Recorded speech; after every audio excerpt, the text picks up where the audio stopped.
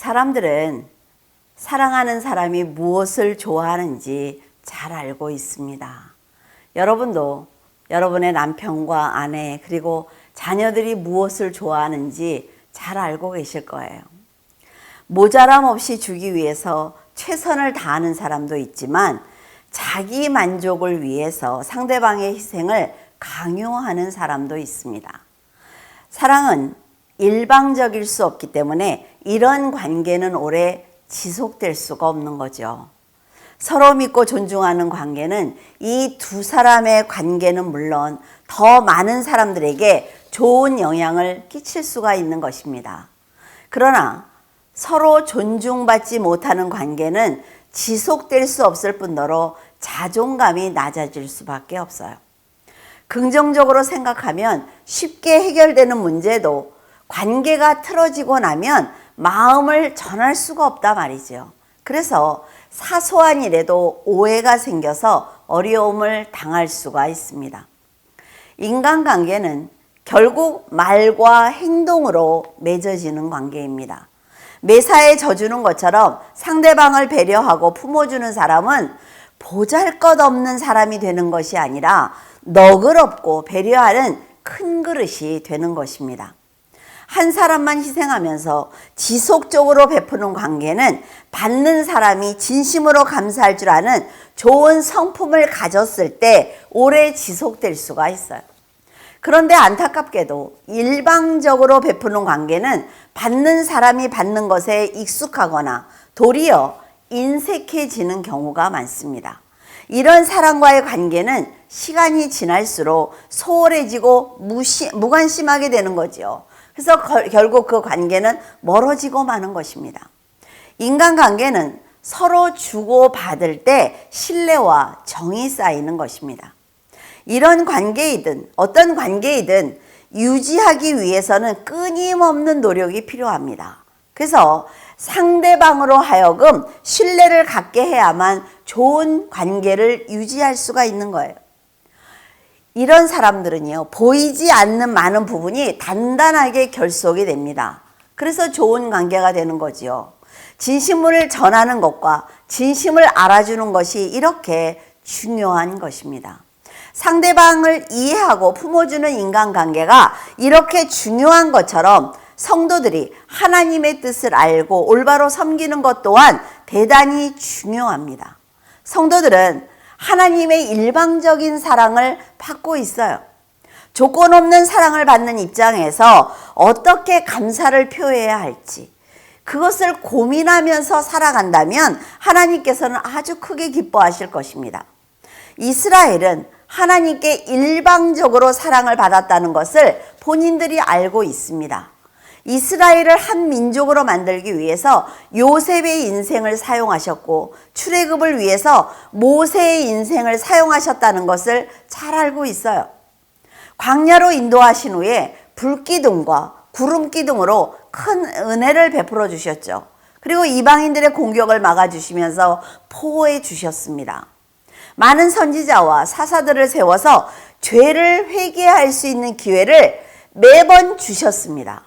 백성들이 하나님을 잘 섬겼기 때문에 축복하신 것이 아니라 그들의 하나님이 되시기 위해서 출애굽을 시켰기 때문에 일방적인 사랑을 베풀어 주신 거예요.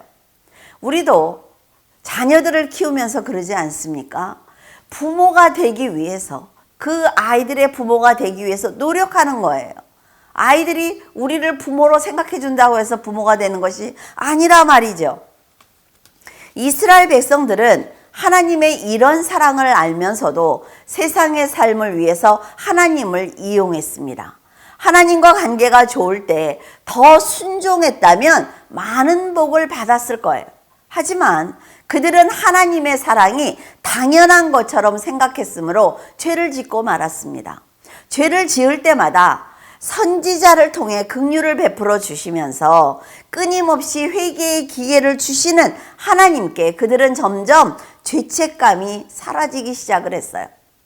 끊임없는 용서는 결국 심판을 받는다는 것을 잊은 것입니다. 만약 그들이 하나님의 깊은 사랑이 인내라는 것을 깨달았다면 하나님의 진노가 곧 임할 것도 알고 있었을 것입니다. 하나님께서는 끝까지 인내하시지만 돌이킬 희망이 보이지 않는다라고 생각을 하시면 물로 씻어버린 것처럼 그 사람이 있던 그 흔적까지 없애버리는 아주 무서운 분이에요. 부모들은 자녀에게 사랑을 주지만 받기도 원하고 있습니다. 자녀를 위해서 희생하는 것을 당연하게 여깁니다. 하지만 자녀들이 그 수고를 진심으로 감사할 때 보람과 행복을 느끼는 거예요. 자녀들이 부모의 희생을 고마워하고 감사와 존경을 표하면서 사랑을 돌려드리려고 한다면 자녀를 위한 수고는 도리어 즐거움이 될 것입니다. 하지만 받는 것을 당연하게 생각하는 자녀는 부모로서의 의무를 다하기는 하지만 기쁨과 즐거움과 보람은 없을 것입니다. 이것은 부모와 자녀의 관계뿐만이 아니라 모든 인간관계에 적용될 수 있을 것입니다. 의무로 맺어진 관계는 결코 사랑이 아니라 말이죠. 사랑과 관심과 배려 없이 의무적인 관계처럼 의미 없는 것은 없습니다.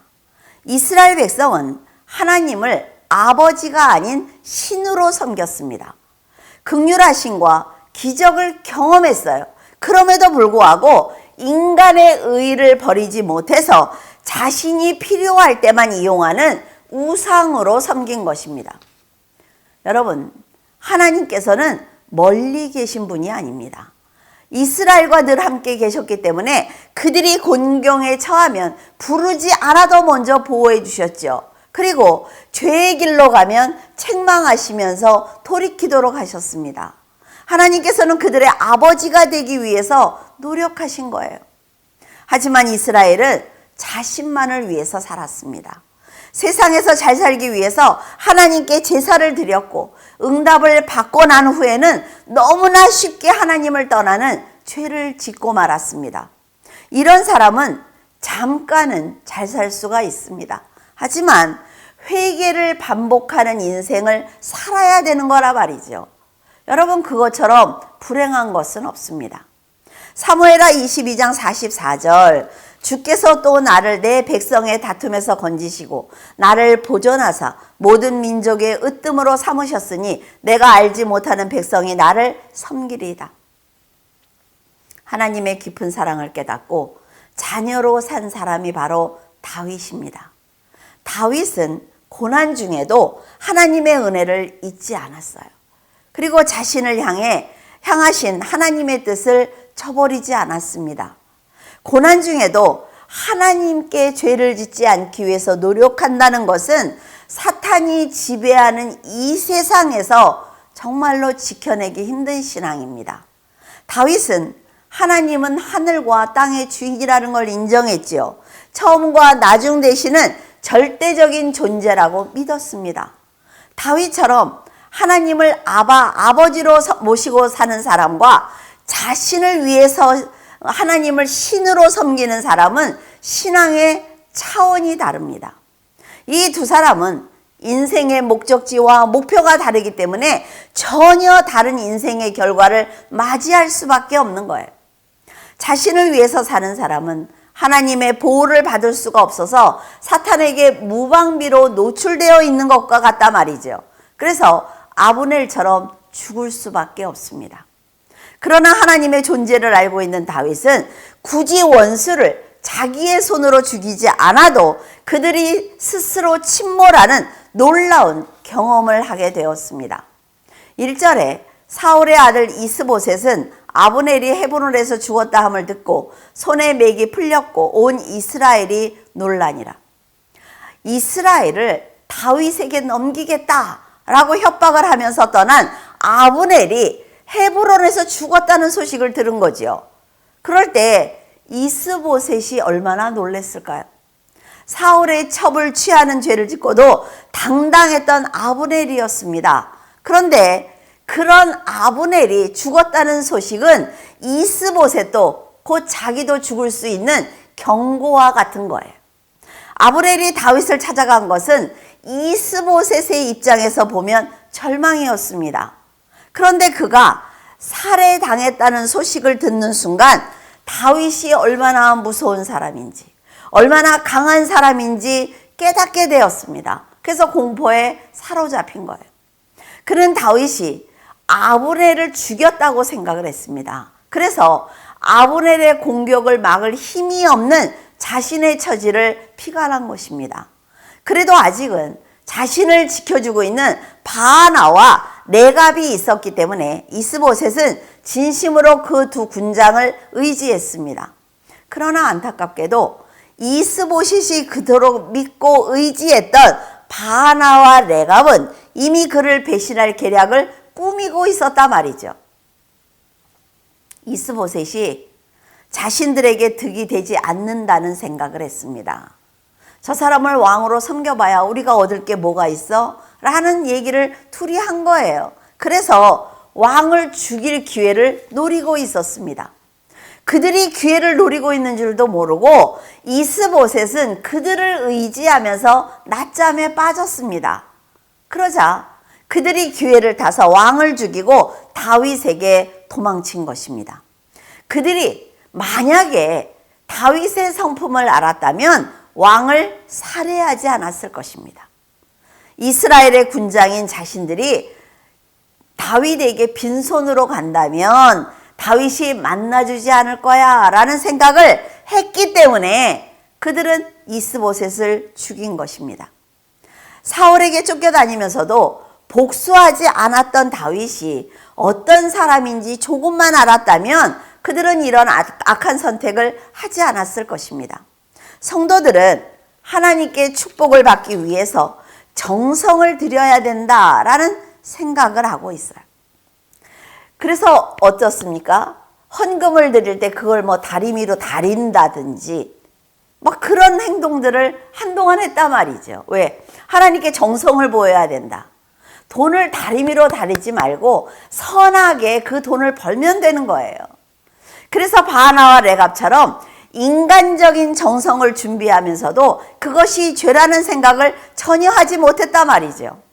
하나님께서 어떤 믿음과 충성을 받으시는지 전혀 모르기 때문에 거짓된 충성과 헌신을 드리는 것입니다. 자비한 자에게는 주의 자비하심을, 완전한 자에게는 주의 완전하심을, 깨끗한 자에게는 주의 깨끗하심을, 사악한 자에게는 주의 거스르심을 보이는 하나님을 그들은 만나지 못한 것입니다.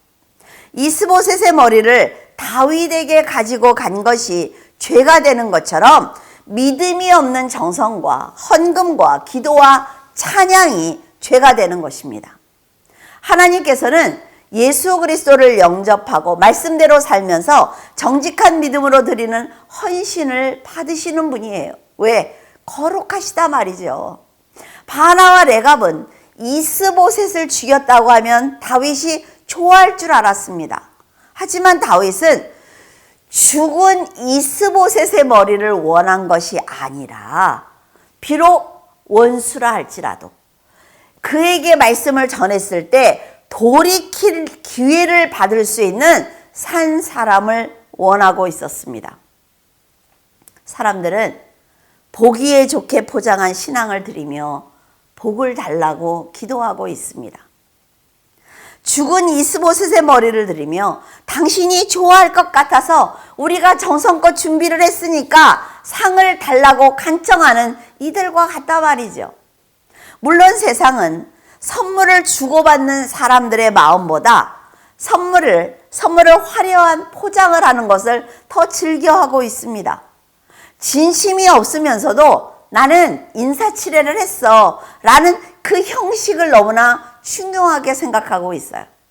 이런 거칠애가 결국 그 내용보다는 다 뜯어버릴 포장에 더 많은 돈과 정성을 쏟고 있지만 하나님께서는 외모보다 중심을 더 보시는 분입니다.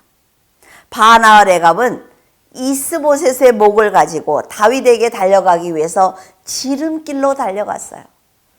헤브론으로 밤새 빨리 달렸습니다. 다윗이 어떤 신앙을 가진 사람인지 전혀 인지하지 못하기 때문에 그들은 받을 칭찬과 상을 기대한 것입니다.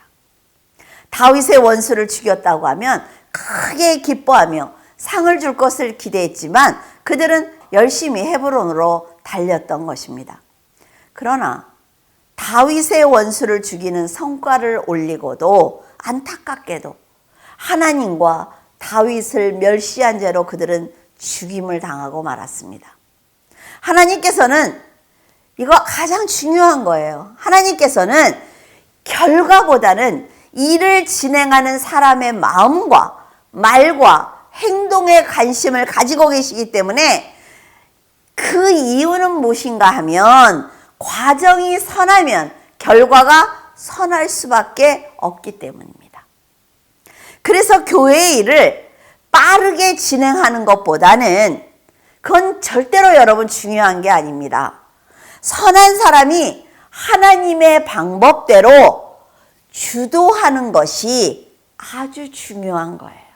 그래서 여러분에게 하나님을 알아야 된다고 말씀을 드리는 것입니다.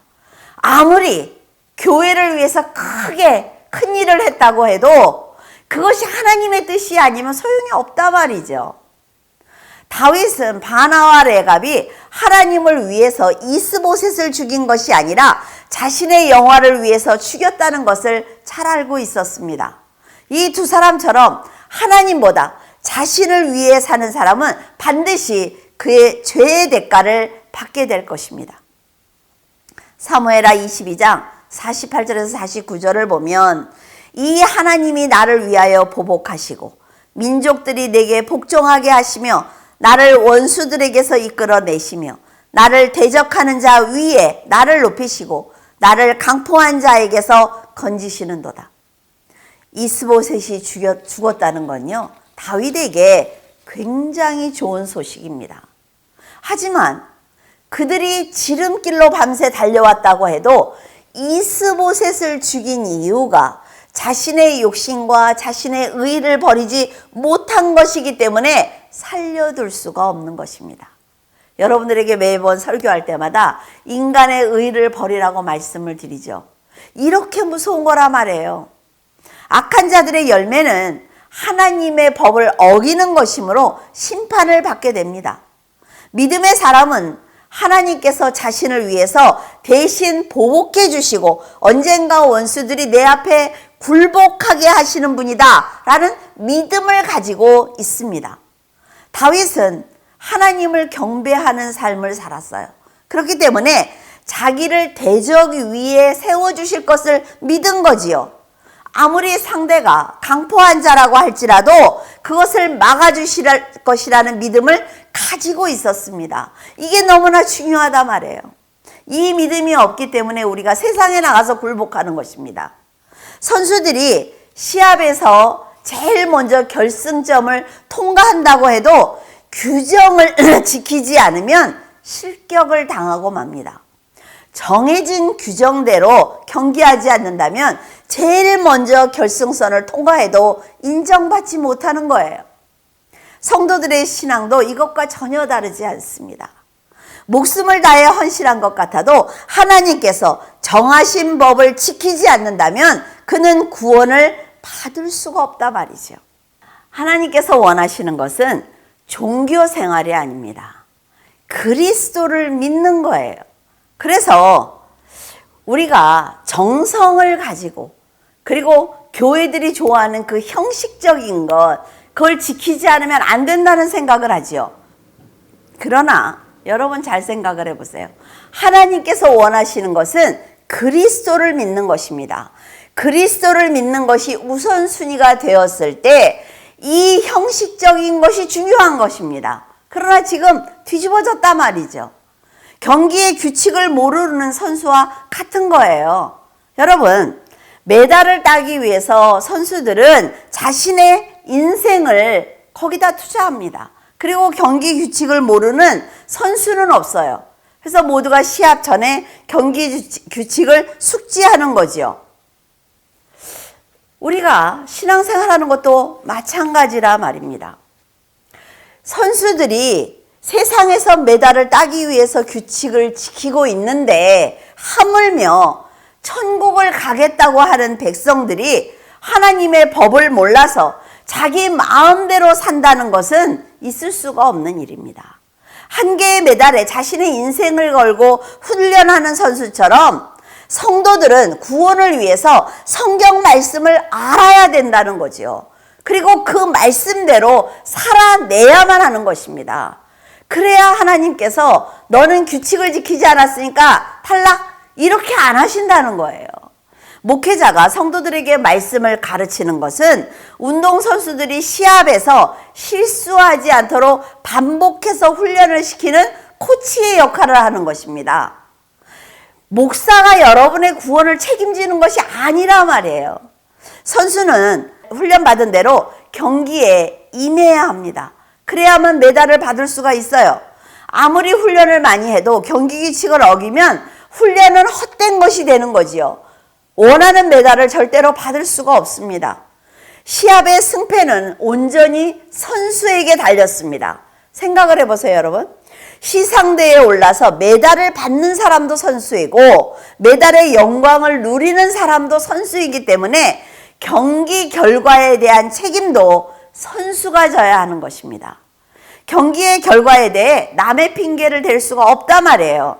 성도들은 말씀을 정확하게 알지 못하면 거짓 복음을 들어도 판단할 능력이 없습니다. 그래서 올바른 진리의 길로 갈 수가 없는 거예요. 여러분, 성경 말씀을 알아야 진리를 왜곡해서 전하는 목회자를 분별할 수가 있습니다. 하나님께 목회자를 잘못 만나서 진리를 잘 몰랐습니다 라고 말씀하실 것입니까? 저는요, 세상이 너무나 바빠서 신앙생활을 할 시간이 없었습니다 라고 변명하실 거예요. 하나님을 딱 만났을 때는 절대로 그런 것이 통하지 않습니다. 지금 여러분의 신앙은 여러분이 책임을 져야 된단 말이에요. 구원은 다른 사람의 신앙이 아니라 본인의 믿음으로 받는 것이기 때문에 그렇습니다. 11절에 하물며 악인이 의인을 그의 집 침상에서 죽인 것이겠느냐. 그런즉 내가 악인의 피 흘린 죄를 너희에게 갚아서 너희를 이 땅에서 없이 하지 아니하겠느냐 하고, 다윗은 이스보셋의 머리를 가지고 밤새 달려온 바나와 레갑에게 어떻게 기름 부음 받은 왕을 그의 침상에서 죽일 수 있느냐고 아주 크게 화를 냈습니다. 그들은 자신들이 옳은 일을 했다고 판단을 했단 말이지요. 그래서 한 일인데 그 생각 자체가 악하기 때문에 죄를 지을 수밖에 없는 것입니다. 사무엘상에 기록된 말씀이 다윗의 연단이었다면 사무엘하는 다윗의 원수들이 한 명씩 심판을 받는 것으로 기록되어 있습니다. 악한 자들이 자신의 욕심을 채우기 위해서 다윗의 원수들을 자기들이 죽이는 바람에 다윗은 손에 피를 묻히지 않고 복수할 수 있었습니다. 그러나 다윗은 자기 대신 복수해주는 사건이 일어날 때마다 아주 희한한 행동을 하고 있어요. 원수들의 죽음을 애통하는 것입니다. 그들의 욕심으로 득을 보았지만 매번 복수해준 자들을 용서하지 않았어요. 사울의 집이 멸망을 당하고 다윗이 왕이 되고 나서 하나님께서 다윗에게 이처럼 동일한 사건을 계속해서 보여주시는 이유가 무엇일까요? 다윗이 노력하지 않는데도 지금 원수들이 계속 죽어나가고 있단 말이에요. 하나님이 다윗에게 아주 동일한 사건을 계속 보여주고 계신단 말이죠. 그 이유가 무엇입니까? 그것은 다윗이 살아가면서 하나님을 사랑하고 말씀을 깊이 깨닫는 삶을 네가 살아준다면 앞으로도 내가 너를 도와줄 거야 라는 약속을 하고 계시는 거예요. 예수님께서 가르쳐 주신 기도를 보면 우리가 우리에게 죄 지은 자를 사하여 준 것 같이 우리의 죄를 사해 달라고 기도하는 걸 볼 수가 있죠. 우리를 시험에 들게 하지 마옵시고 다만 악에서 구해 달라고 기도하시는 걸 볼 수가 있어요. 우리에게 죄 지은 자를 사하여 준 것 같이 우리의 죄를 사해 달라는 이 기도를 다윗이 지금까지 실천한 것입니다. 성도가 먼저 죄 지은 자를 용서할 때 하나님의 용서를 받을 수가 있어요. 하나님께서 우리를 먼저 용서하셨기 때문에 우리가 용서하는 것이 아니라 말이에요. 다윗처럼 하나님만이 방패와 산성이시며 능력이라는 것을 믿고 있다면 하나님 앞에 서 있는 자신이 얼마나 개미만도 못한 존재인지, 정말 보잘것없는 인간이구나 라는 것을 인정할 수밖에 없습니다. 다윗은 하나님만 용서하실 수 있고 원수들의 생명까지 하나님의 것이라는 믿음이 있었기 때문에 복수하지 않았습니다. 이런 진실된 신앙으로 자기에게 죄 지은 자를 용서한 것이므로 하나님께서 다윗을 위해 직접 사울의 집을 심판하신 것입니다. 어쩌면 다윗은 원수를 용서하겠다는 마음보다는 내가 하나님을 믿고 있다면, 내가 하나님 때문에 인내하고 있다면 언젠가 하나님께서 복수해 주실 것이라는 믿음이 더 컸을 것입니다. 인간이 어떻게 원수를 용서하겠어요? 하나님을 바라보면서 인내하는 것입니다. 하나님께서 다윗의 그런 믿음을 보시고 대신 복수해 주신 것을 보면서 성도들도 다윗과 같은 신앙을 가져야 하는 것입니다. 사울의 자손들은 모두 다 죽었고 요나단의 아들 무비보셋만 살아남았습니다. 사울의 집안이 멸족하는데도 무비보셋이 살 수 있었던 것은 하나님께서 다윗과 요나단이 했던 약속을 지켜주셨기 때문입니다. 다윗이 왕으로 선택을 받았다는 것을 요나단은 알고 있었습니다. 그래서 자기가 사울 왕의 아들이에요. 왕자라 말이죠. 그런데도 다윗이 곤경에 처했을 때마다 왕의 공격을 막아주었습니다. 그의 목숨을 구해주었어요. 선하게 살기 위해서 노력했던 요나단의 신앙이 아들 무비보셋을 살린 것입니다. 부모의 신앙이 얼마나 중요한지 우리는 요나단을 통해서 알 수가 있습니다. 여러분의 신앙이 진실된 믿음인지 아니면 복을 받기 위한 거짓된 믿음인지 그것은 하나님께서 판단하실 것입니다. 왜? 지금도 여러분이 하고 있는 말과 행위를 다 보고 계신단 말이죠. 여러분, 하나님께 진심으로 충성하거나 거짓된 마음으로 충성했거나 어떤 삶을 살든 정해진 시간과 희생과 노력이 필요합니다. 여러분의 인생이 100살이라고 치자고요. 그러면 그 100살 가운데 모든 일들이 일어난단 말이에요. 그래서 우리가 신앙생활을 할 때 우리가 하나님께 충성을 하든 불순종을 하든 그 시간 안에서, 정해진 시간 안에서 할 수밖에 없다는 것입니다. 어떤 결과를 맞이하든 그 많은 시간과 노력이 있어야 된다는 거죠. 어떻게 살든 정해진 시간과 노력이 필요하다면, 이왕이면 좋은 결과를 얻어야만 합니다. 하나님께서는 사울과 다윗을 둘 다 왕으로 세워주셨어요. 그런데 그들의 끝은 아주 달랐습니다.